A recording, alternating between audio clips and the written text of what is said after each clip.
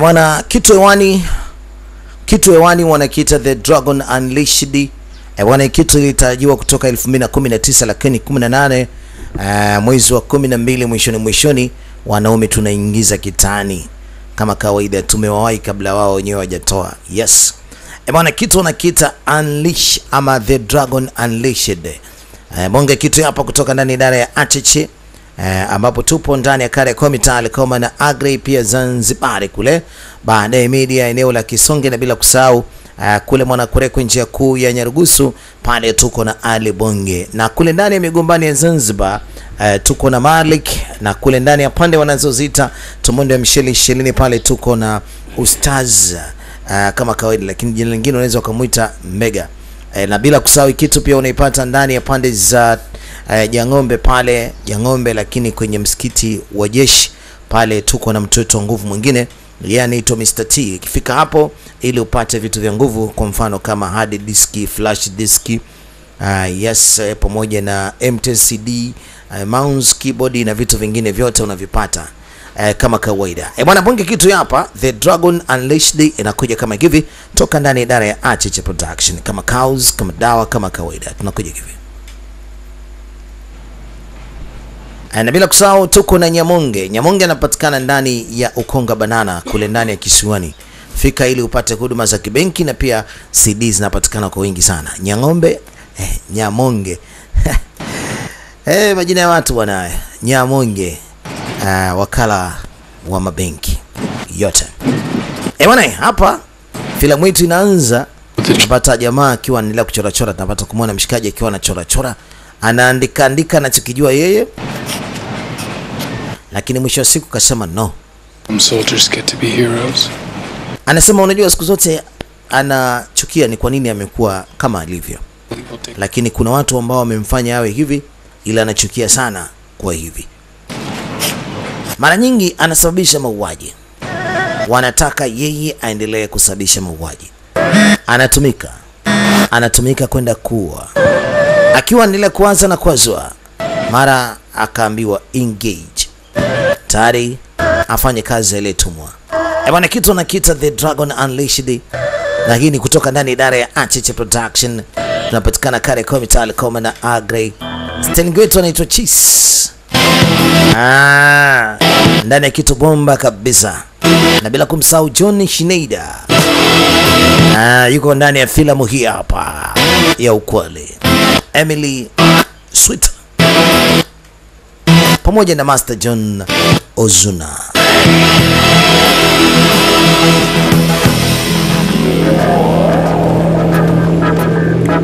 Baada ya kuambiwa engage, akaingia katika majukumu yake mara moja, na anaingia katika haya maeneo ya kiwanda na kutana na mbao nyingi. Basi baada ya kuingia hapa, anapaswa kufanya wajibu aliyetumwa mara moja, lakini anasema anachukizwa na kile ambacho anakifanya, apendi, lakini atafanya nini?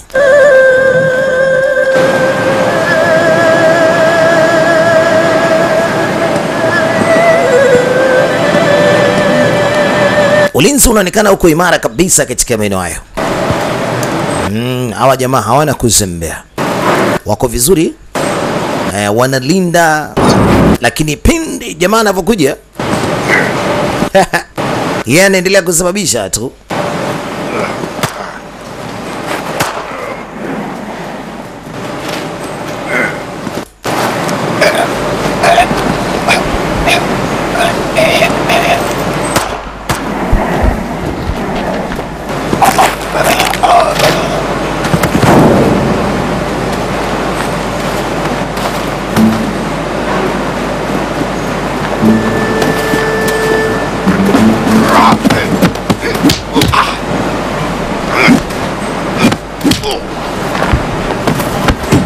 Ni kama mzimu iwapo kama akikutokea, ni kama shetani.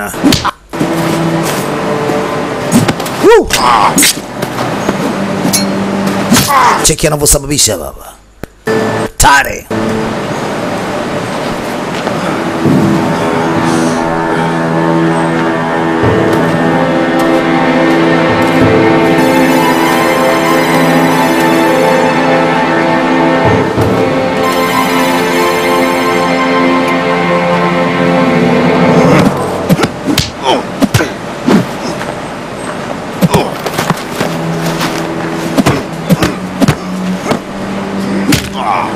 Bwana.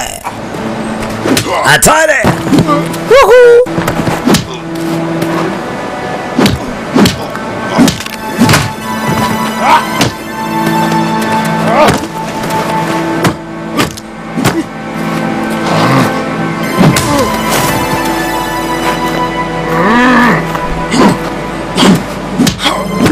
Bwana, sijajua ametumwa kazi kwa sababu gani, lakini kama alivyosema mwanzo, yeye anachukia sana kile anachokitenda.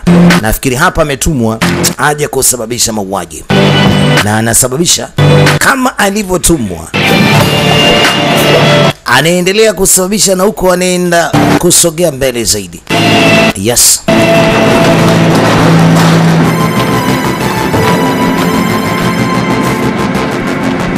Yes, anazidi kusonga mbele ili afikie lengo alilotumwa. Ni katika kiwanda ambacho kinaonekana ni kiwanda cha kusafisha mbao, cha kuweka mbao sawa. Hebu tuendelee kuangalia mavitu hapa kutoka ndani ya idara ya Archiche Production. Na mimi si mwingine, naingiza vocal naitwa DJ Mark Machine kutoka ndani ya idara ya Archiche Production, kama cows, kama dawa, kama kawaidas.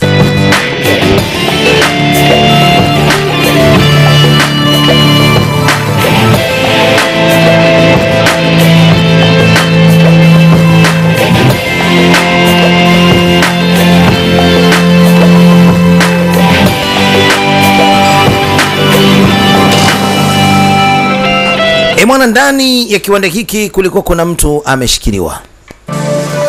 Sijua kama ndio mmiliki wa kiwanda ama vipi.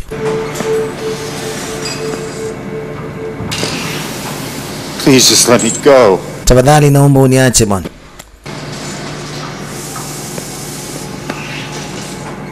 Answer my questions. Jibu maswali. You can walk out that door. Alafu unaondoka unaenda kumfuata binti yako. Tell you. Nimeshakwambia. See? Aha. Problem. Kwa hiyo wewe mzee unataka matatizo mwenyewe. Unashindwa kuniambia yote. Alafu unasema umeshaniambia. Be forced to hand you over to my friend here. Dr. Schuler. Kuna rafiki yangu yuko hapa anaitwa Dr. Schuler. Umemwona huyu? Kazi yake kubwa ni kufanya upasuaji. Anafanya operation nyingi sana. One of the finest surgeons in the world. Yaani yeye ni fine surgeon in the world. As an expert. Yaani ni mpasuaji mzuri sana wa miili ya watu katika hii dunia. Well, I gotta tell you, sasa nataka nikueleze, kiingia katika mwili wako, atakapoanza kukatakata nyama zako, utaongea mwenyewe. Sasa ni heri useme kabla huyu bwana hajaanza kufanya surgeon yake, kabla hajaanza kufanya upasuaji.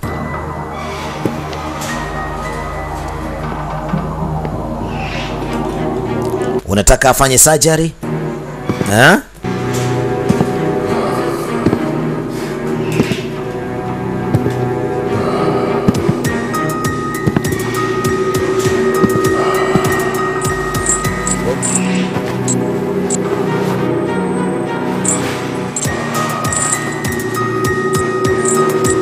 I can't. Whatever he can do to me, they can do to me. That's true.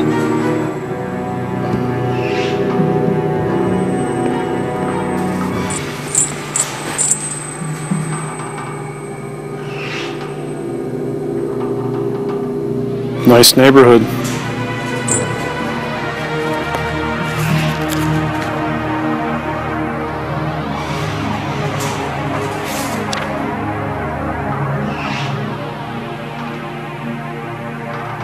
Who's this?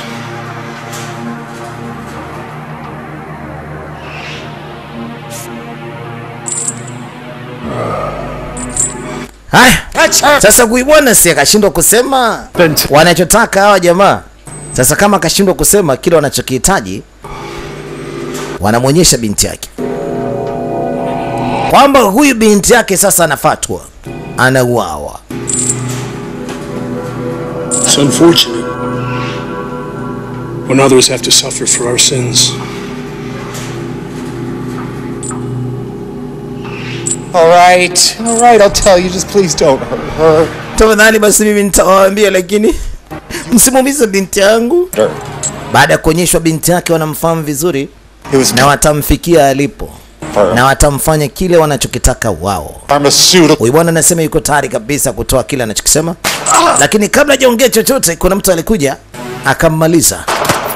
Yes, ni ule jamaa ambaye alikuwa ameingia ndani. Kidding me? The fuck are you doing? Akamuuliza, unafanya nini wewe mpuzi? Inside. Sisi sote tuko upande mmoja. Fucking work you just. Hivi ulichokifanya unajua kwamba umefanya nini wewe? The general knows you completed your General anazungumza hapa. instead of Nafahamu kwamba mmepewa kazi jana usiku, lakini hii kazi mimi naamua kuja kufanya tofauti kidogo. Nataka huyo jamaa wawe kabla hajaweza kuharibu mambo. Na ndio sababu ya kutuma kijana wangu aje kufanya kile ambacho nimemtuma. that we are trying very hard to keep secret. Tunajaribu hili jambo kuweza kulificha kwa kiasi kikubwa sana. Na huyo jamaa akiweza kuripuka, anaweza akasema yote. Na atakaporopoka, basi anaweza akaja katuharibia mpaka na sisi. Na ndio sababu ya sisi kumnyamazisha. Tumeamua kumnyamazisha mdomo kidogo ili asiharibu. Maana anaweza karibu hali ya hewa hapo ikawa shida. Kwa hiyo hao vijana walikuwa wametumwa na baadhi ya viongozi, na huyo hapa alikuwa ni miongoni mwa kiongozi ambaye amewatuma hawa vijana, lakini amewapa taarifa ya kwamba tumeamua kumsababishia huyo jamaa kifo kwa sababu Action. hatutaki huyu jamaa aje kutuharibia mambo yetu. Kama akashindwa kusema, basi haina haja, anaweza kuja kuropoka baadaye kaja karibu mambo, na vile mnavyofanya ni makosa. Kwa hiyo sisi tumeamua kumpoteza kabisa. Fetch! You fetch! Jamaa alitukana. Jamaa alitukana kwa kile ambacho amefanyiwa. Anasema ni upuzi gani huu, ni umavi gani huu mnauleta hapa? Shenzi zenu nyinyi. They use you just like they use us. Wewe kama umetuma uje kutuharibu, wanakutumia kama sisi walivyotutumia. Watakugeuka kama sisi tulivyogeukwa. I used to be like you. Tin, shin, pumbafu kabisa wewe. Walikasirika kwa kile ambacho waliweza kufanyiwa, na wakati wapo katika harakati za kumaliza majukumu hayo, wanakuja kukatishwa katika hiyo kazi yenyewe.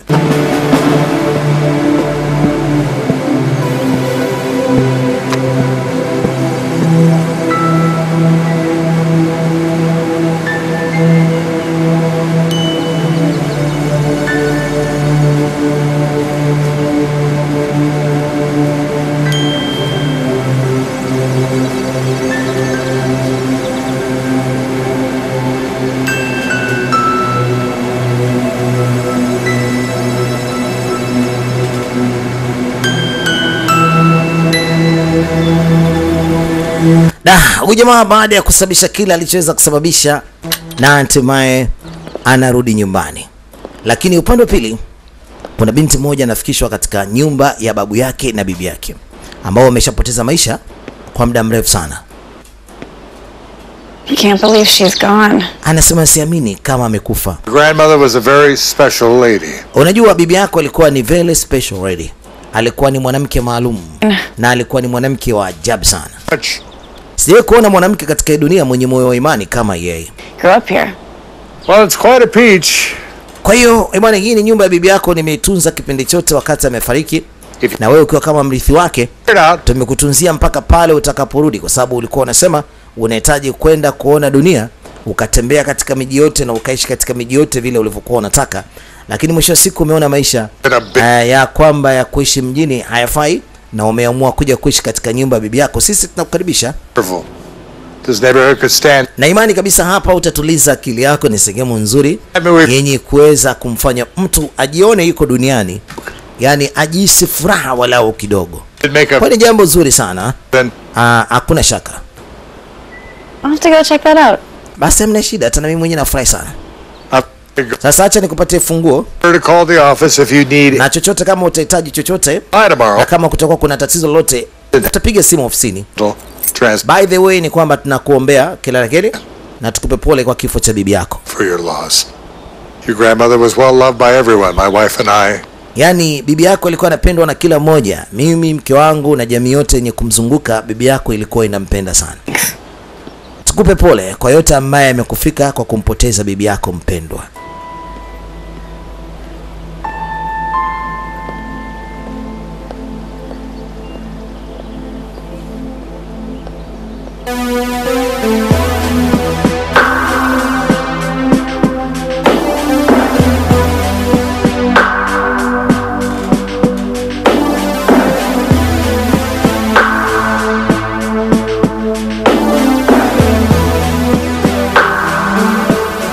wakati ule akiwa katika hili eneo alikuwa kuna binoculars. Baada ya kurudi katika kazi yake, huyu ni ule bwana mdogo ambaye alitumwa kazi ya kwenda kuwavuruga wale ambao walipewa majukumu ya kumfyeka ule baba, lakini atoe siri, lakini yeye alikwenda akasababisha kifo kabla ya yote yale. Sasa kamanda anakuja.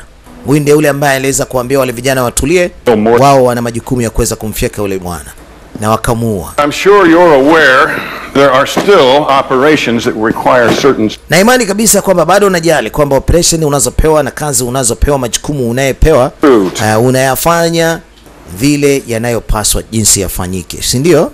Basi ni jambo zuri sana. Ni jambo la kumsifu Mungu, kile ambacho umekifanya kimekuwa ni kizuri sana.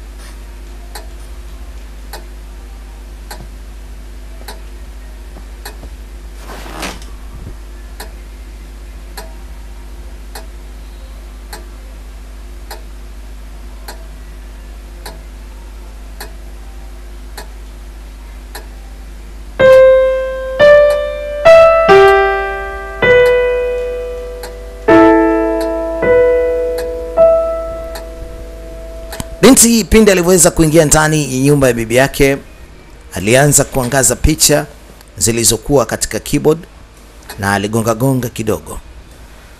Picha ya kwanza ilikuwa na ujumbe ya kwamba usijute kwa matendo yote ambayo umeyafanya. Picha ya pili anasema commit act of selflessness, kwamba ajaribu angalau kidogo kutubu, yani matendo ambayo ni ya uchoyo, matendo ambayo yalikuwa sio mazuri, yani ni matendo ya ubinafsi. Na picha tatu ilikuwa ina upendo ndani yake, ni picha ambayo iliweza kupigwa na wapenda nao wawili, na picha ilikuwa imejaa maua kweli kweli. Kwa hiyo kulikuwa kuna picha zenye ujumbe mzuri wa kupendeza.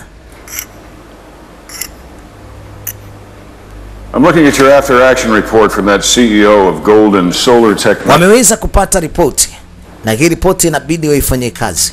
Na sasa kijana wake anajaribu kumueleza ana majukumu ya kuweza kwenda kuchukua baadhi ya siri ambazo zipo mahali, na hiyo siri ni kiasi kikubwa sana, ni siri kubwa. Lakini kabla hajaanza kufanya chochote, walianza kuhisi katika maeneo yao kuna uvamizi. Waliweza kuweka ulinzi wa alarm, yeyote anayekuja karibu na nyumba yao wagundue, ili waweze kuweka tahadhari kubwa, kwa sababu wanafahamu kazi zao sizo. Ni kweli maeneo ya nyumbani kwao kuna mwanamke anakuja. It's a woman. Alisema ni mwanamke. She's walking straight for us. Anakuja moja kwa moja huku kwetu. Na huyu mwanamke amebeba kama chakula hivi. Probably just a local. Huenda atakuwa ni mtu wa kawaida, yani kwamba ni mkazi wa maeneo haya. Jaribu kuzungumza naye alafu tujue ni kitu gani anachokihitaji. Mama moja kwa moja akaelekea katika mlango. Jamaa kaufungua mlango kabla. Hi. Mambo? Hello. Mambo vipi? Green. I just moved into Libby Jackson. Anasema binti ni mgeni hapa. Mama. Na mara nyingi mgeni katika nchi za Ulaya anapokuja anaenda kusalimia majirani. Kwa hiyo yeye amekuja kwa jirani ambaye ni nyumba karibu na maeneo ambako yanaishi, ni kama godown fulani hivi, na akaona kabisa kwamba kuna watu wako ndani. Kwa hiyo kaleta chakula ambacho yeye amekipika kwa siku ya leo, kumkaribisha nyumbani hata mgeni, hata mwenyeji ambaye yupo katika maeneo haya. I don't mean to be pushy, especially because we just met. Lakini anakuja gundua kwamba huyu mwana ameumia vibaya. Sasa kamuuliza ni nini mpaka ameweza kuumia hivi. Lakini kumbuka kwamba jamaa alikuwa katika kazi imepelekea yeye kuumia kiasi hiki. Boating accident. Alisema ni ajali tu niliweza kuipata. Okay. It looks worse than it is. Can I help? Naweza nikakusaidia? Are you sure? Jamaa alisema hapana, niko vizuri. Brought my help. Una hakika? Go to the farm. Niko tayari kabisa kukupa msaada wote ule. Just need... Hapana. Okay. Okay. Basi hakuna tatizo. Change your mind. I'm just Utakabadilisha mawazo? Way up. Mimi naishi katika ile nyumba pale. 98. Unaweza ukaja nikakusaidia angalau kidogo, nikakutibia. Sawa? Mdada anasema alikuwa anahitaji kumtibia walau kidogo kwa jinsi ambavyo huyu bwana alivyoumia.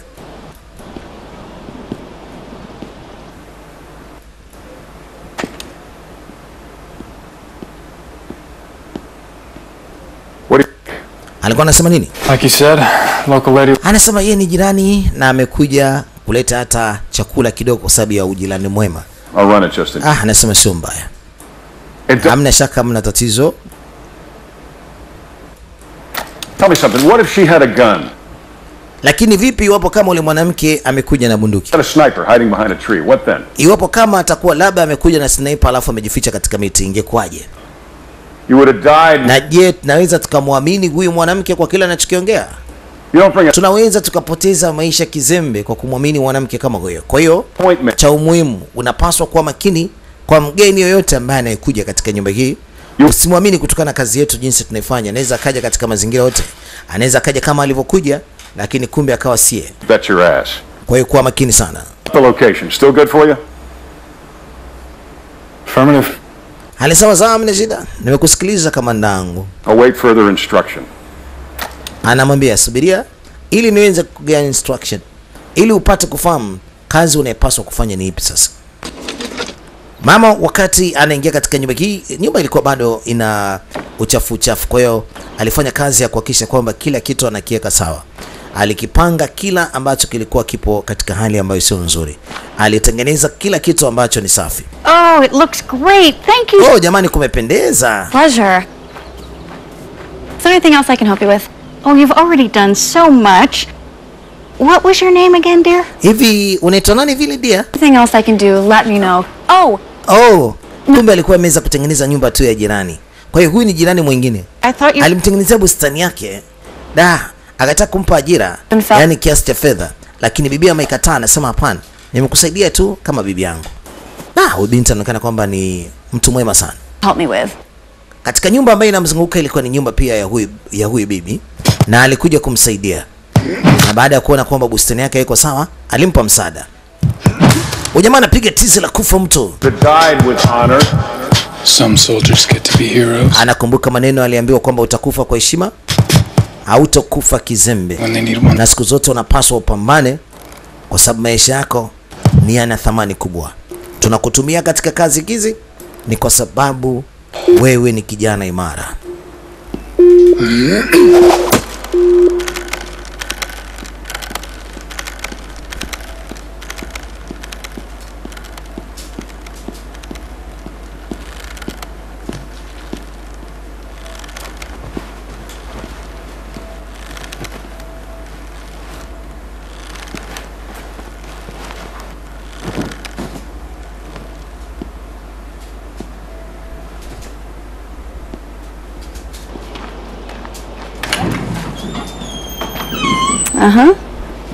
Mambo? I suspected. Anasema vile nilivyotarajia ndivyo ilivyokuwa. Your bandage. Binti amekuja kwa siku ya pili. Brought you some. Amemwona vile vile kama alivyo. Some other... Alitambua kwamba jamaa huyo hataweza kujitibia. Na ndio sababu hata amemletea kifurushi chenye dawa na alimuomba aje kumsaidia. Binti ni mwema kiasi cha kwamba kutaka kusubiri. Na aliona wazi kabisa huyu jamaa mishe zake zitakuwa zinamfanya ashindwe hata kujitibu. Kwa mara ya pili amerudi tena, japokuwa aliambiwa inatosha mama. Asante na unaweza ukaenda. Will help my new neighbors. Alitakiwa yeye asubirie kupigiwa simu ama huyu mwana mdogo kwenda kuomba msaada kwake. Lakini amejileta tena katika ile nyumba ili amsaidie huyu bwana mdogo kutokana na kile ambacho amekiona anahitaji msaada. Yeah. Is that odd? Coming from a stranger? Alisema yeye ni kama mgeni hapa, kwa hiyo asijione This. kama yuko mpweke, na ndio maana hata anakuja kutia story na huyu bwana mdogo. Nyumba ya jirani kule alikuwa ni bibi, kwa hiyo akaona kwamba kule mazungumzo sio marefu sana, lakini kwa kijana mwenzake kama huyu mazungumzo yatakuwa ni marefu na yenye kupendeza. Na ndio sababu amekuja tena kwa huyu bwana mdogo kutia naye story, japokuwa bwana mdogo aonyeshi moyo wowote wa kuwa karibu na huyu mtoto wa kike. For mistakes and regrets. Then step number 2 is to start doing selfless tasks. And then you move on to the third step. What's the third step? You know, I don't know just yet, but I'm sure I'll figure it out.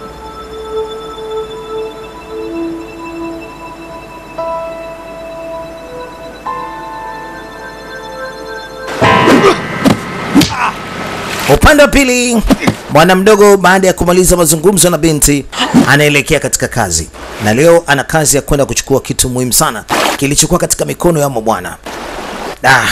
Hebu tuangalie majukumu yake kazi, jinsi alivyokuwa magumu na jinsi kazi zake zilivyokuwa nzito. Leo anakumbana na watu wazito kama hawa.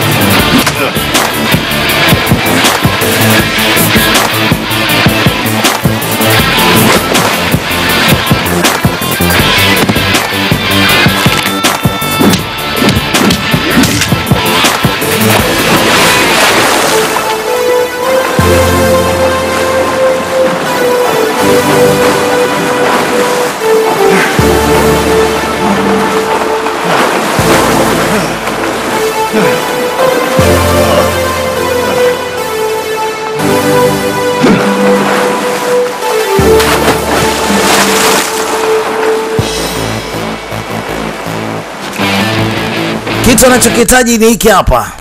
Anaonyeshwa, unachokihitaji baba, hiki hapa. Kama wewe ni mwamba, njoo uchukua. Njoo chukua. Bwana, umeona bouncer mwenyewe jinsi anavyotisha mwanaume? Hapo chacha.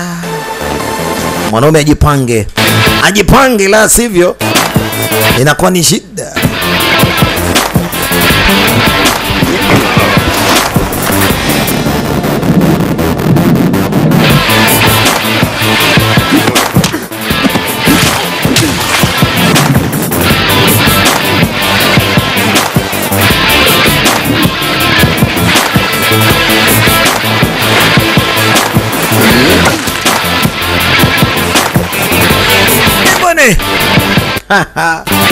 Amefumua bichwa, alafu kiulaini anaenda kubeba zile siri ambazo kamanda wake amemtuma.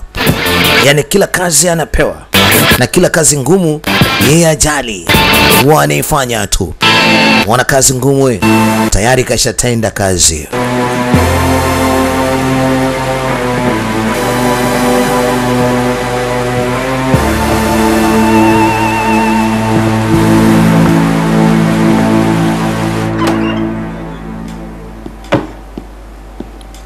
Haya, anarudi katika kazi, anarudi katika majukumu, na sasa anaenda kumpatia faili la X kamanda yake.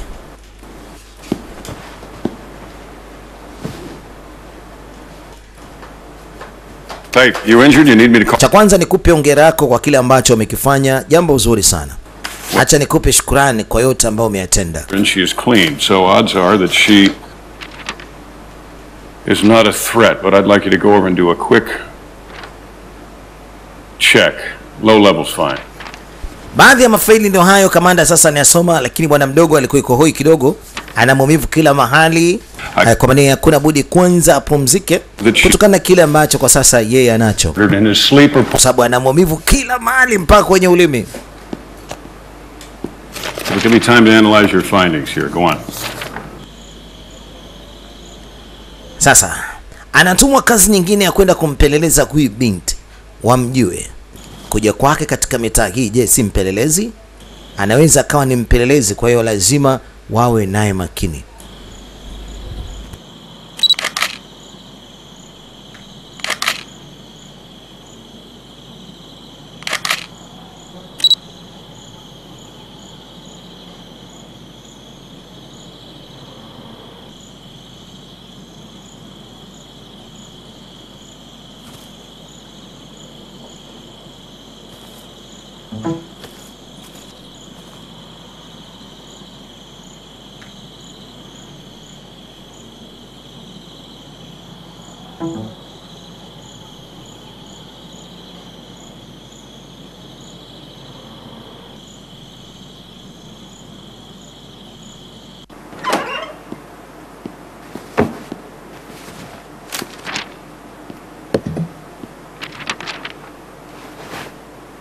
Photos and video collected for the Peeping Toms down at the agency.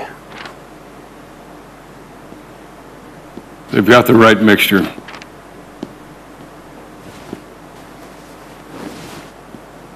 Too bad for them. Mixture? These documents are copies of a researcher's findings. Some busybody doctor found a cure for malaria. Isn't there already a cure? Negative. Only treatments, no cures. Till now. Haya, sasa basi mambo yanaendelea kama kawaida. The cure in this stuff. Vitu vinaendelea kama. Haya, sasa baada ya kurudi alimweleza kamanda yake kwamba ule mwanamke anaonekana kwamba ni mwanamke wa kawaida tu, ana tatizo lolote lile. Basi na ndipo anampatia kazi moja. Anambia itabidi uende Afrika. Kuna mwanamke mmoja amepeleka tiba ya malaria. Na hiyo tiba hawataweza kuumwa watu wengi. Kwa hiyo kitu kimoja ambacho nataka nikueleze.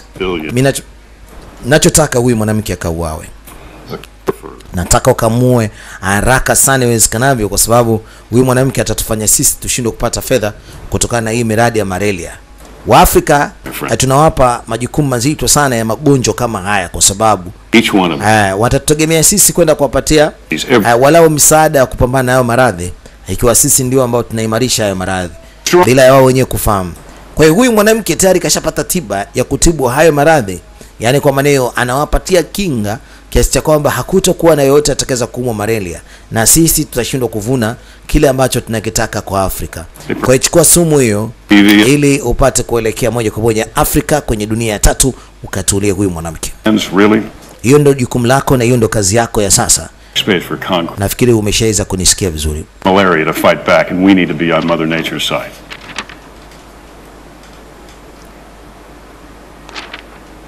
I'll get you a transport. Anasema sasa acha ni arrange usafiri wako mara moja. Kuna mtu atakusafirisha kwa ndege binafsi paka utakaporudi kesho kutwa. Ameshapewa sindano ya sumu na inabidi asafiri nayo, na tayari iko uwanja wa ndege siku ya pili. Na pindi huyu bwana alivyomuona huyu bwana mdogo, alitambua ni yule ambaye taarifa zake zilikuje kwamba atakapokuja apelekwe kwenye ndege binafsi ili mambo mengine yaendelee.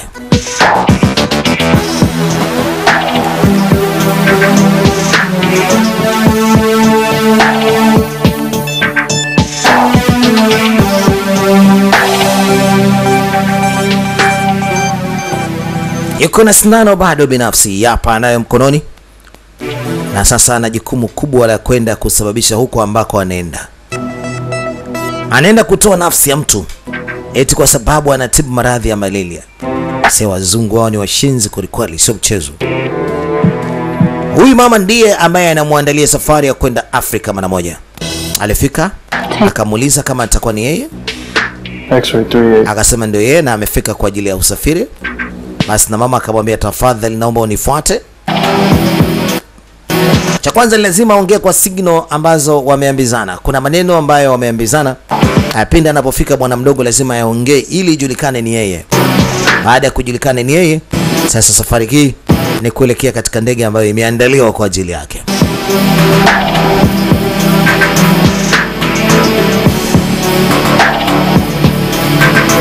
Yeye ni professional, mtu ambaye ana uwezo mkubwa wa kufanya jukumu lolote lile, mahali yoyote ile.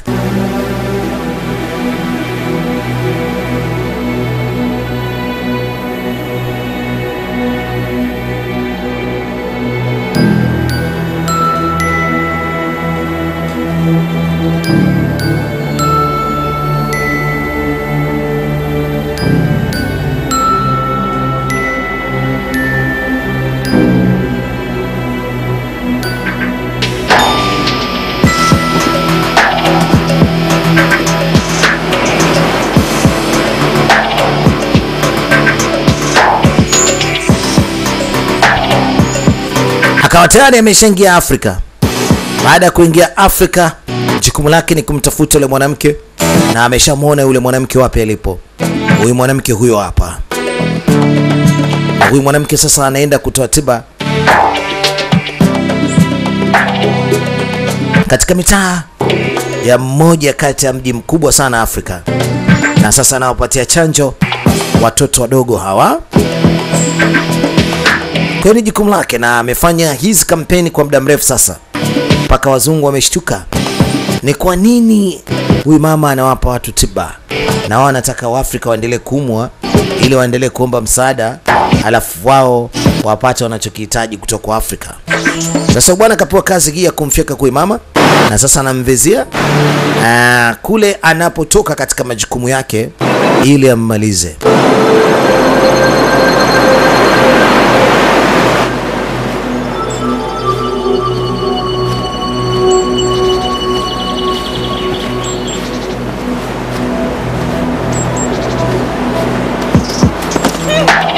Toba, toba, maskini ya Mungu, huyu mama anauawa bila ya hatia.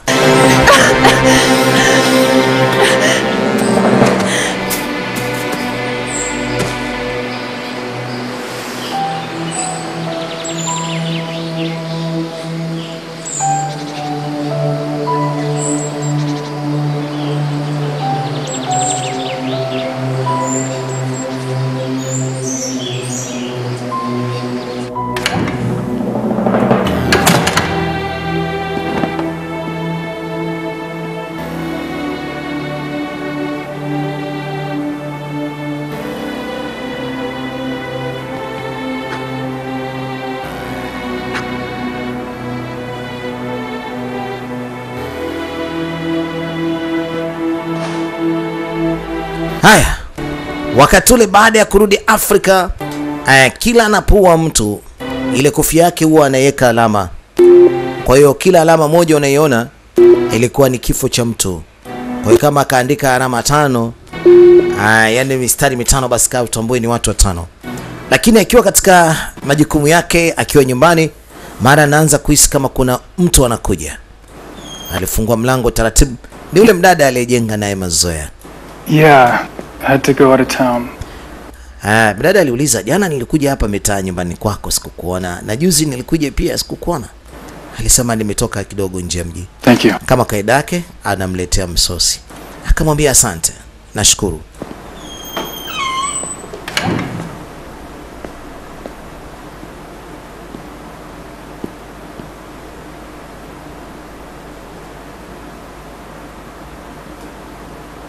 Are you okay? Umzima lakini? Sure. Hakika niko sawa. And that 3-step thing you were doing. Oh, I forgot to tell you. Nilikwambiaje? The third step? Kicho kidondo unatakiwa utibie vizuri. Really? Sasa unaondoka alafu atadawa pia umesahau. Tell you until you do the first 2 steps. Anajaribu kumweka sawa jamaa yake kwa sababu ni mtu ambaye anamkubali sana. Kwa jinsi anavyomkubali, hakutaka apate mashaka, hakutaka apate matatizo yote. One is admitting your mistakes and regrets. Na imani kabisa kwamba kuna baadhi ya makosa ambayo kidogo unayafanya, lakini haya makosa upaswi kuendelea kuyafanya. Umenielewa? It might help if you get them out in the open. Nataka walau kidogo. Nataka walau ujisikie vizuri. Step number 2. Sawa Yes, rehashing. Nachotaka tuwe karibu kwa sababu unajua mimi bibi yangu amefariki dunia. Na nimeona ni heri nije kuishi katika nyumba ya bibi. Admit this. Siku zote nilikuwa niko katika nchi tofauti tofauti. Niko Afrika, niko Asia. Okay. Nilikuwa naamua kula bata maisha yangu yote. Sasa nimeona ni heri nipumzike. Nimekuja nyumbani kwa bibi nianze kuishi. Na katika maisha yangu nimejaribu kutafuta ule upendo wa dhati. Nimeumisi kusema kweli. And to find love, a career, life in the big city. Nimeshindwa kuyapata hayo maisha nilikuwa nayahitaji, na nimeishi maisha katika miji mikubwa. Hakika ni vurugu tu. Barely enough. Nimeona Nigeria sasa muda unaenda nipumzike, niwe nje ya mji. Yaani acha nikueleze ukweli. Nimekuona wewe ni kijana mtulivu. Na isikile ambacho nilikuwa nikitafuta labda ni wewe. No, not the real thing. I thought I did more than once, but no. You know, my problem was I chose the wrong kind of guy. Mara nyingi nilikuwa nachagua wanaume. I Na kitu ambacho nimekuja gundua kwamba type wanaume hawa wakawa si waaminifu, feeling. wakawa si wazuri. That is just an excuse for selfishness and self-righteousness. Cha kwanza walikuwa ni selfishness. Walikuwa ni watu wa binafsi sana. So, Yaani walikuwa ni watu ambao wenye kujipendelea wenyewe. find the real Kwa hiyo sikuona kama ni kweli hapo kuna upenzi wa dhati.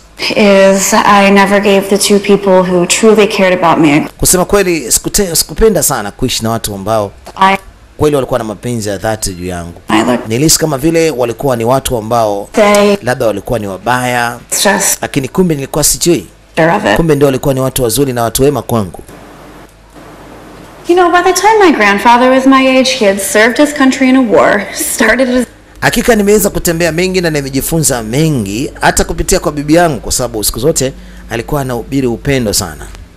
do is be fired from my jobs if I didn't quit already. Sasa baada ya kuacha kazi zangu na baada ya kuacha kula bata, nimeona ni heri nije kuishi katika sehemu tulivu kama hii, na na imani itanifanya nitulize mpaka na akili zangu na nitaweza kuishi kwa furaha walau kidogo. They were. Well, those are my... Anasema vizuri, nimekuja leo kukutembelea japokuwa ni weekend. Inakuwaje kama tukitoka walau kidogo? Tutoke. Sasa nataka kutoka wapi? Jamaa anauliza. Mara nyingi yeye alikuwa hapendi kutoka, hapendi kufurahi, hapendi kwenda kutembea. Sasa anamuuliza, ni wapi huko ambako unataka kunipeleka bibia? One that's been bothering me for some time now. Alisema wala na mimi mwenyewe unajua kuna baadhi ya vitu vinanisumbua wakati mwingine. What the child I once was. Tokea ningali mdogo nilikuwa ni mtoto ambaye nilikuwa ni mpweke sana. Be proud of who I've become. Lakini pia nikawa najifurahisha tu kwamba hivi nilivyo nafikiri kwamba ndio maisha sahihi. Lakini nilitengwa na hata na babangu na mamangu. Wazazi wangu walikuwa ni walevi sana. Alafu ni watu ambao walikuwa wanaonekana walikuwa hawajali mtoto wao.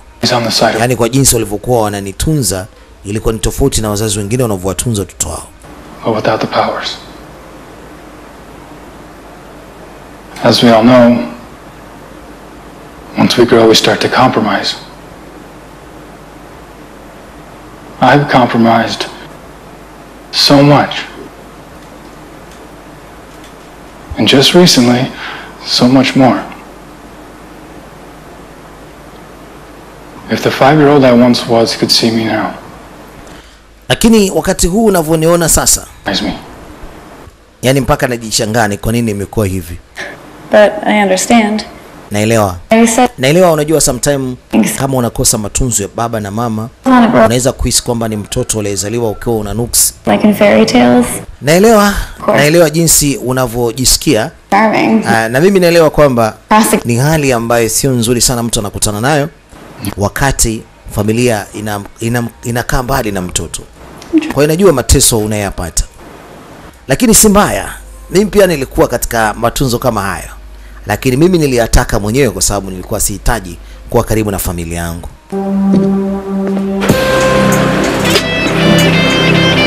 Kwa hiyo alimuomba watoke, wafurahi, waende nje kidogo ya sehemu ambako wanaishi, walau wale bata.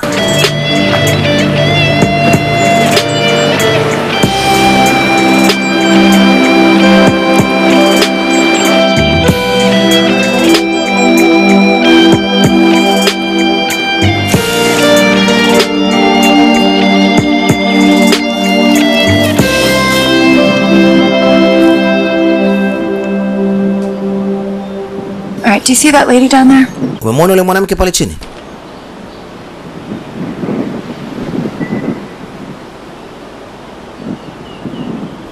Her son is sick and needs an operation.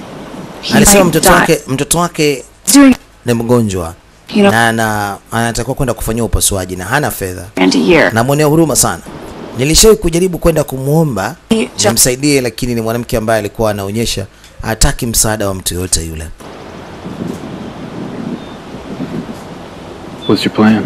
Kwa hiyo mpango wako ni upi? Inherited some money. I want to give it to her. Nataka nini nikamgie fedha? Don't you need that money? No, I've Sasa unataka kumgia fedha hivi hivi? figured out what the third step is, remember? Nimeona tu ni heri hata nimsaidie kwa sababu What it is? mimi niko kwa ajili ya kutaka kuwasaidia watu sasa. I'll find out soon enough because you're going to help me. Hebu tujaribu kuangalia kwanza nawezaje kwenda kumsaidia. Nataka nimpe msaada. The cash, but I think I found a way in order to trick her into giving her the money without hurting her pride.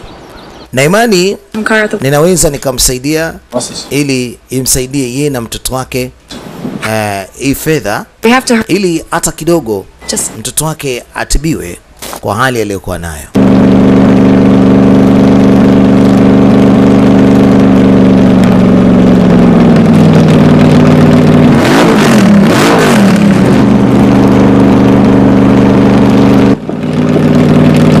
Walifanya mpango wa kwenda katika nyumba hiyo ili hata wazungumze na ule mama.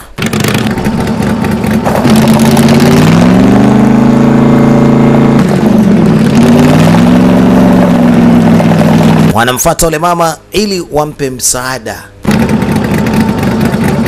Binti ameamua kujitokeza kwenda kumsaidia ule mama. Oh? Sasa hizi Just had to stop and admire these ceramics. sasa nimeweza kuona hii picha, nimependa sana. Nimependa pia kuona hichi kinyago hapa. Mama unauza? Kwani umependezwa nacho? You're the art? Yes. Nimeona sanaa ya hali ya nguvu sana. Yeah, I made them. Unajua anajifanya tu kama ameipenda sanaa ya huyu mwanamke, lakini si kwamba alikuwa ameipenda hiyo sanaa, la hasha. Alichokuwa na kitaji ni kutoa kiasi cha fedha alichokuwa nacho ili walau kumpatia huyu mama kwa ajili ya matibabu ya mtoto wake. Oh, who's ever asked me that before? I could pay you. Alisema nataka nikulipe. No, just take it. Alisema hapana, chukua tu. Call me proud, but I can't accept a gift from a stranger. Hawezi kuchukua zawadi yote kwa mtu. Yeye anachotaka ni anunue.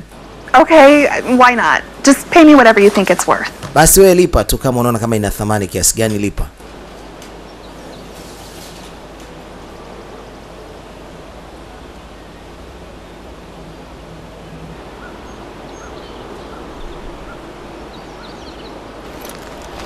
Sasa akatoa kiasi cha kwanza, cha pili, cha tatu, cha nne, cha tano. Yaani ni fedha nyingi kweli kweli. Are you Sasa acha kunitania. Chukua. No. No, siwezi kuchukua fedha nyingi kiasi hicho. You're just- Basi ungenilipa hata $6 basi. Yaani ni fedha ndogo sana, 12,000, lakini kagawa milioni zaidi ya 20.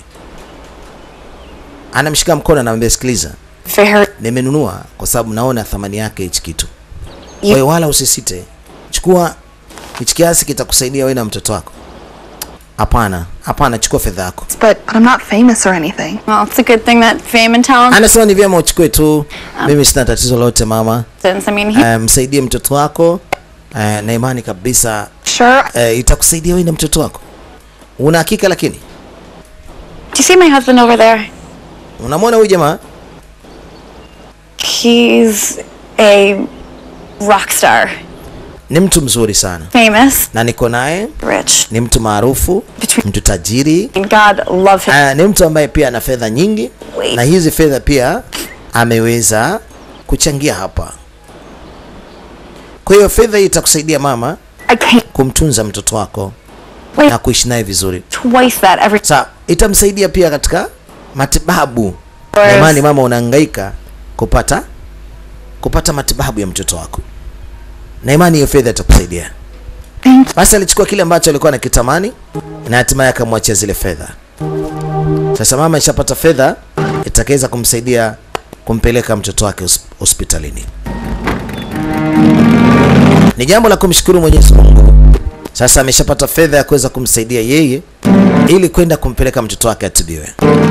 Huyu jamaa alishakatazwa muda mrefu asitembee na huyu mwanamke, lakini anaendelea kutembea naye na sasa inavyoonekana ameanza kumpenda.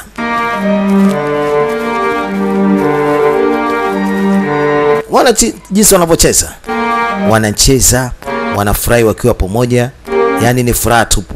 Anajisahau kwamba yeye ni askari, yeye ni mwanajeshi, kiasi cha kwamba maisha yake yeye ni kupigana na si mapenzi.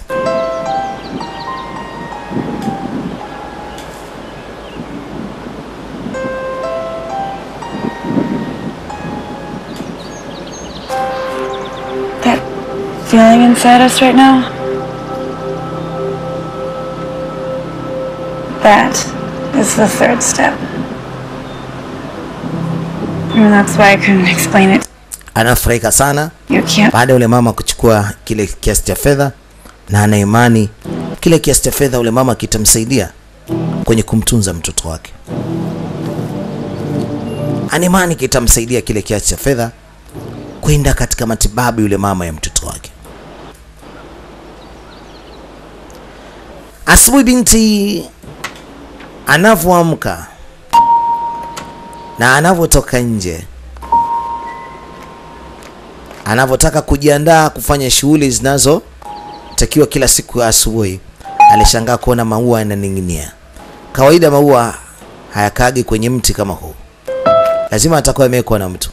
Alifurahi, alitambua huenda aliweka ni yule bwana mdogo ambaye yuko naye wakati wote, na huenda ametokea kumpenda.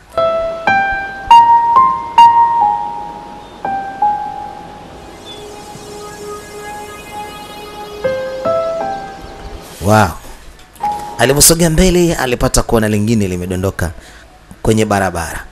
Alilifuata.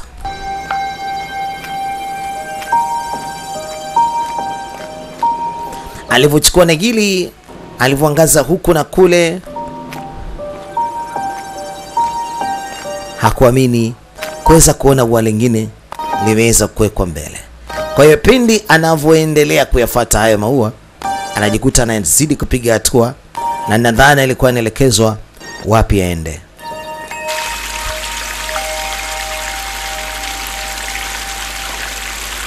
Basi aliendelea kuyafuata hayo maua. Maua yalimwelekeza kuja mpaka katika maeneo ya mto. Anavonusa harufu nzuri kutoka katika maua hayo, anavoangalia na kuangaza huku na kule, anapata kuona lingine limehifadhiwa mahali. Basi inabidi alifuate. Wakati analifuata na nusa na hilo, anaendelea kuangalia mbele, anakutana lingine pia. Basi akajikuta safari inaendelea kuwa ndefu.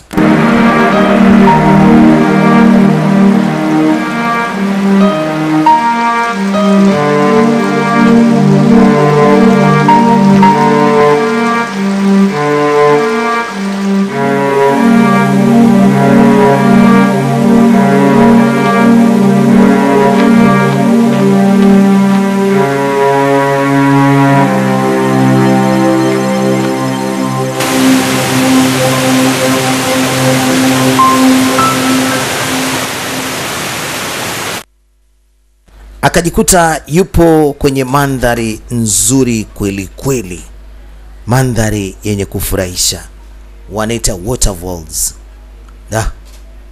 Na mshikaji yuko chini pale anamsubiria.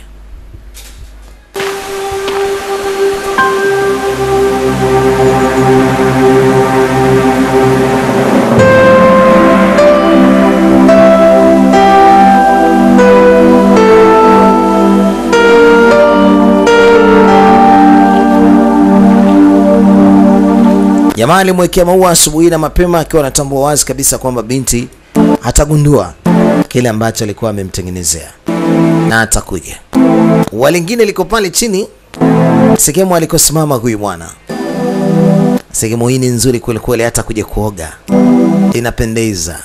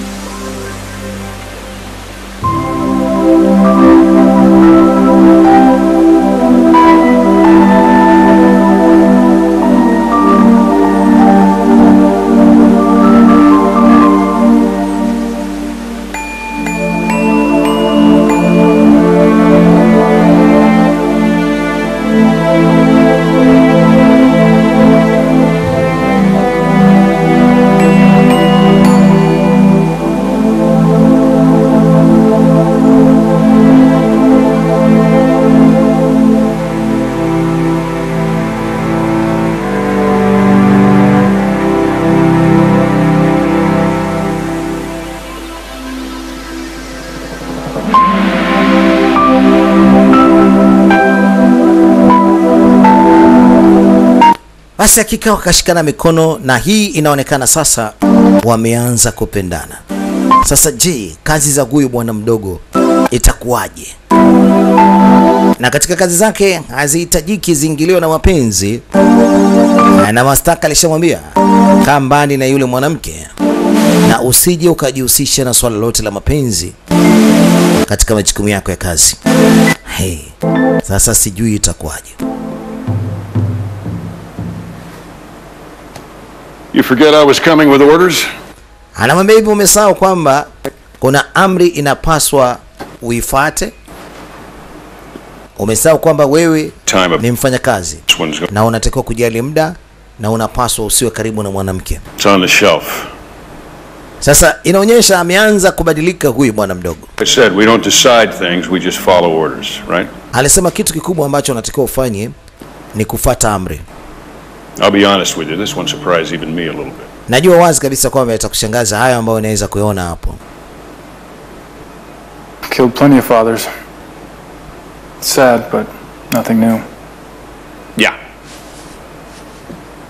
I know, but this time you need to take out the son. The boy. Lakini huyu ni mtoto. Because taking out the boy will send a very powerful message to his very powerful daddy. Sasa iwapo kama wakienda wakimpoteza mtoto, itasaidia baba kufanya kinachotakiwa. Kwa hiyo sasa anaambiwa akaue mtoto mdogo. The national interest. Sasa hili swala la kwenda kuua mtoto yeye ndo alitaki. Na istosha anaenda kuua watu wasiokuwa na hatia yoyote. Sasa leo anapewa majukumu ya kazi ya kwenda kuua mtoto asiyekuwa na hatia yoyote. He'll around with no further action needed. And the boy? Sasa kwa nini huyu bwana mdogo? Damage. Aliambiwa bwana mdogo, iwapo kama tukimuua taweza kumshinikiza baba, kwa sababu kinachofuata ni kumua mtoto wake mwingine wa kike.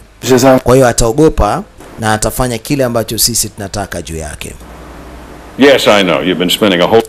Sawa, nafahamu. Ni mtu ambaye unashindwa kufanya kazi yako sasa kwa sababu yule mwanamke. Lakini pindi utakapomaliza majukumu haya, unapaswa kwenda kumfyeka yule mwanamke ambaye uko naye. What, have you gone mad? Wewe umechanganyikiwa? A soldier. Wewe ni askari ujue. And I won't play the criminal anymore no matter how you... Sawa, lakini sitaki kuwa mhalifu tena. Sorry you think of it that way. Naona umefikiri vitu vingine tofauti. Na pole kwa kile ambacho umekifikiri kwa njia hiyo. A non-combat post I can... Sasa na mara nyingi hapendi kuyasema haya na hataki kuyarudia haya, ila anachosema kitu kimoja. Kama atashindwa kufanya majukumu yake ya kazi, kinachofuata yeye atauawa. Hataki kuua tena. Anaambiwa iwapo kama unakataa kuua, kinachofuata wewe utauawa. Alikasirika. Alikasirika. Akampa kamanda yake. Kamanda anaanza kupiga risasi ovyo kule chini. Kaamua kumbadilika kamanda yake, hataki tena majukumu yao ya kazi. Hataki kusikia tena mauaji. Alazimishwi tena katika majukumu kama hayo. Sasa kinachofuata ni kumtoa shingo. Amemtoa shingo kamanda yake. Unajua amechukizwa sana na haya mauaji ya kila siku, sababu siku zote analazimishwa. Sasa kilichobaki anahitaji kwenda kulipiza kisasi kwa wale ambao mara nyingi walikuwa wanamtumia, kwa sababu hii timu haiko moja. Kuna wale wengine ambao wako kule, anaamua kuwafuata nao. Cha kwanza kabla hajaondoka kwenda kupambana nao madui, alimtazama kwanza mtoto wa kike katika nyumba anakoishi. Alafu akitoka hapo anaelekea moja kwa moja katika majukumu yake ya kazi. Anataka kwenda kwanza kufyeka wote ili aweze kuishi kwa usalama. Anajua wako wengi hawa na watamfuata, na kama watashtuka kiongozi wao amekufa, hawataweza kumwacha salama. Sasa anawafuata na hao wengine waliosalia. Hebu tuone kazi hii hapa. Emana ni kutoka ndani idara ya Architect Production, wanaita The Dragon Unleashed. Kumbuka ni DJ Mark Machine. Napatikana kwa namba zile za simu 0656 035353. Kitu hewani hapa. The Dragon Unleashed.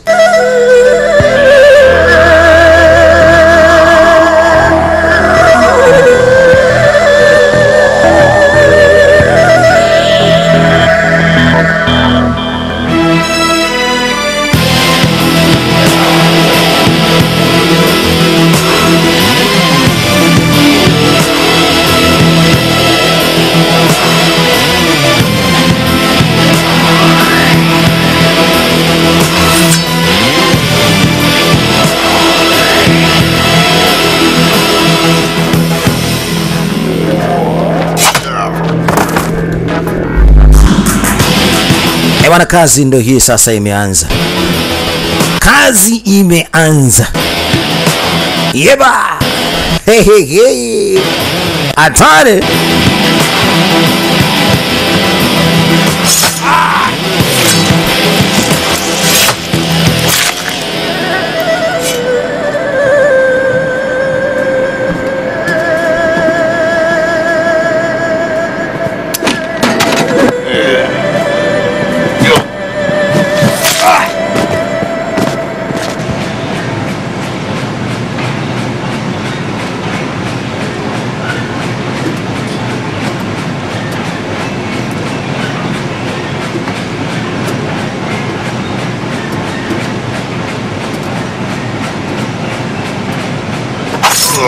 Vitu hivyo ameshawavamia wale ambao ni timu moja, na hakuna kuacha mtu hapa leo, ni kufyekana nao tu mwanzo mwisho.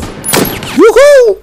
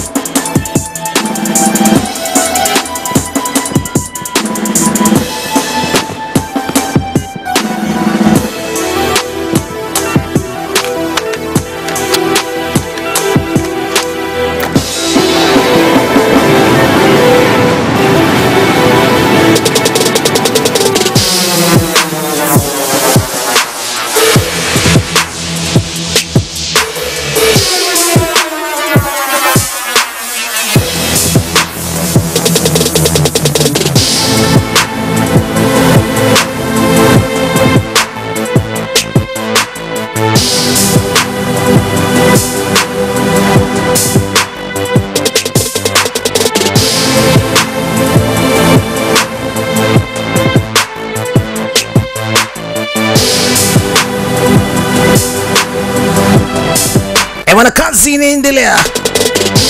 Wanaendelea kutafutana katika huu mjengo. Amewajia huku akiwa na imani watamfuata baadaye. Wakati anataka kuanzisha maisha yake mapya, alijua hawa lazima wamfuate. Sasa kama wanataka kumfuata ni ile amalizane nao kabisa. Endelea kuangalia mambo hayo hapo kutoka idara ya Acheche Production. Kama cows, kama daws, kama kawaidas.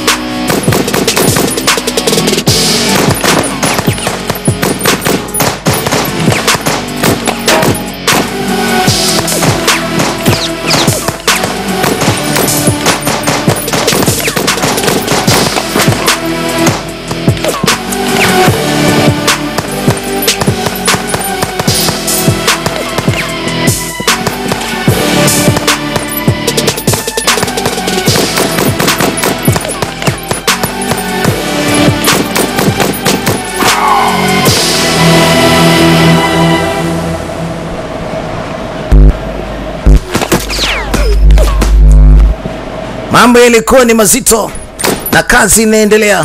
Dogo hataki kuacha mtu. Dogo leo anakisha kwamba anateketeza wote. Anajui wapo kama atawaacha watamfuata, na wakimfuata itakuwa ni hatari.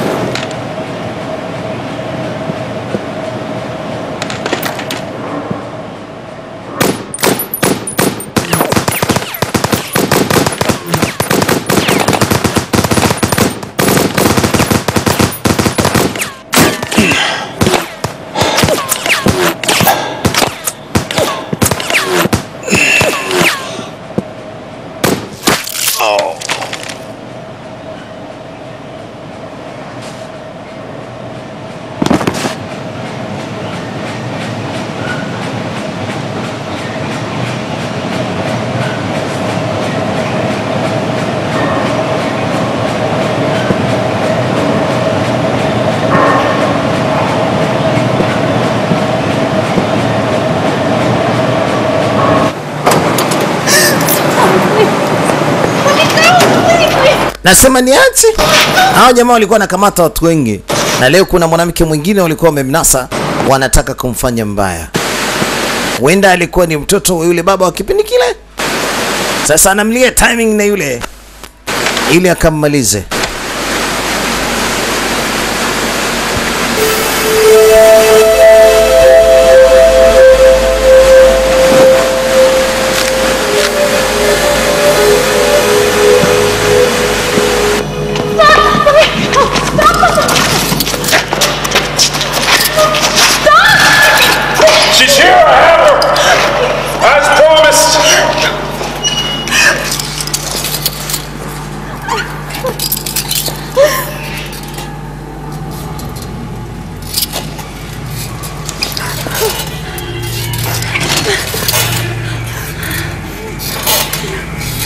Wameshamnasa bibi, na bibi alikuwa yuko na watoto maskini.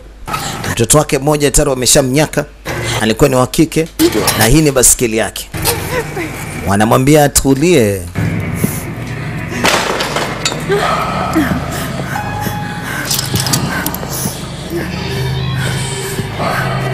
Utulie kwanza bibie. Alafu ujue tunataka tukufanye nini. Mume wako yuko wapi? Mimi sijui. I killed your husband. Hivi unafahamu kwamba mume wako amekufa? He defied me. Na tumemwoje mume wako? I told him if he defied me. Kwa sababu kuna baadhi ya vitu alikuwa navyo lakini akashindwa kusema.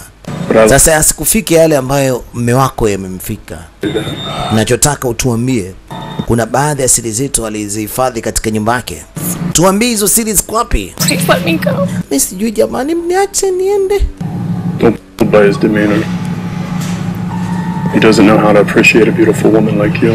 Unajua mwanamke mzuri kama wewe ipendezi ufe. Na wewe jamaa kazi yake kubwa ni kumfanyia mtu upasuaji. Sitaki aanze kukata mwili wako ovyo. He was assigned too many horrible jobs. Got his mind twisted. He lost himself somewhere along the way.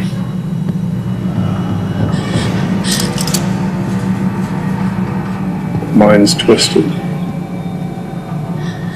What used to be fun is now horrible. And what was horrible is now fun.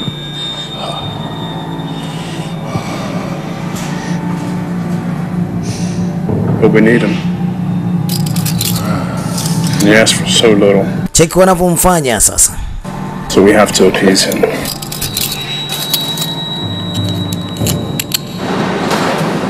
Hapo sasa. Jamaa anakuja.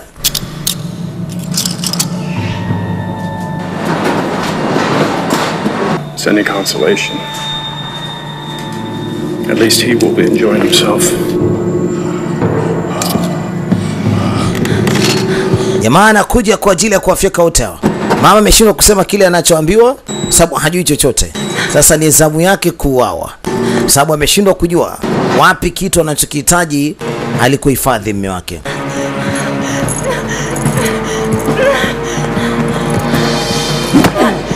Jamaa alikuwa anampeleka kwenye chumba cha upasuaji. Pale pale mtaalamu katokea.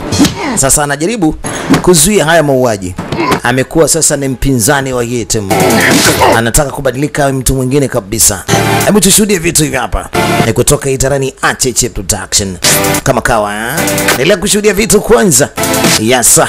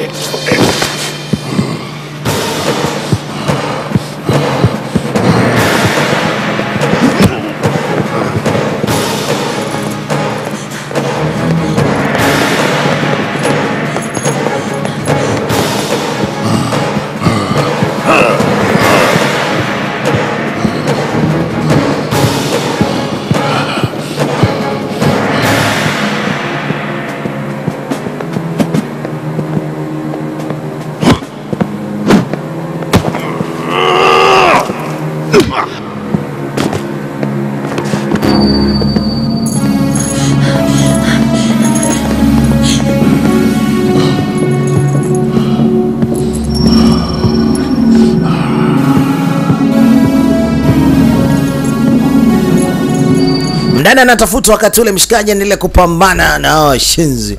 Mdada anatafutwa, maskini ya Mungu kanaswa. Bado yuko anapambana na huyu mmoja huko, lakini binti tayari kashanaswa na mtu mmoja mbaya. Patamu hapo. Hatari kabisa.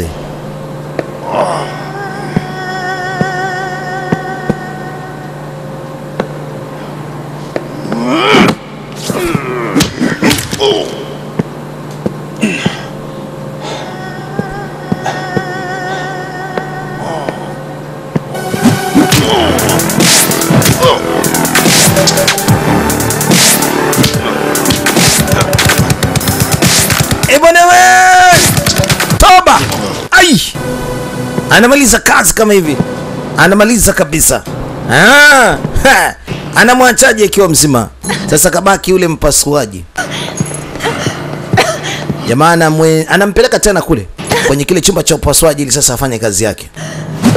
Oho.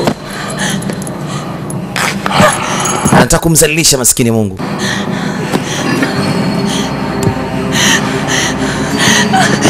Kabla hajampiga Nunju, kapigwa yeye Nunju. Hatari. Katandikwa.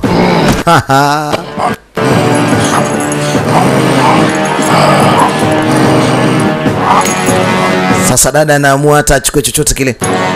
Kampa. Hey. Kampa ya kichwa. Mpa na nyundo hiyo. Kamaliza kazi.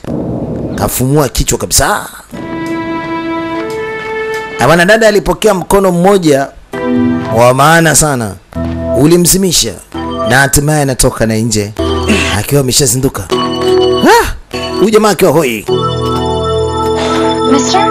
Mister? Are you okay, mister? Umzima mister? Ni kama anajiona yeye. Siku zote alikuwa ni mtoto mkiwa baada ya kuacha na wazazi wake. Na hivyo ndivyo alivyokuwa tokea ngali mdogo. Niona Child I once was. alisema mwanzo alikuwa anakusudia kuwa mtu mmoja mzuri sana, lakini mwisho wa siku watu waliomchukua, watu waliomlea walimfanya kuwa hivi alivyo. Sasa hakuna budi akamilishe kile alichokuwa anakihitaji. Umeona? Sasa atakuja kuwa mtu mzuri. Ataishi na ule mdada vyema. Bwana, kitu anaita The Dragon Unleashed kinaishia hapa. Alimaliza kile ambacho anakiona kinaweza kuja kumbuguzi baadaye. Na mambo sasa yamekaa sawa kabisa. Anaitwa Chis Bloom, bila kumsahau John Schneider. Na huyu anaitwa Emily Sweet. Ni mtoto mmoja mzuri sana. Na wengine kibao kama wakina Master Johnny Ozuna wameshiriki katika hii filamu yetu bomba kabisa, wanaita The Dragon Unleashed. Ulikuwa nami kipindi chote, niite DJ Mark Ejimashine toka ndani idara ya Archit Production, na kuaga kwa sasa. Ciao.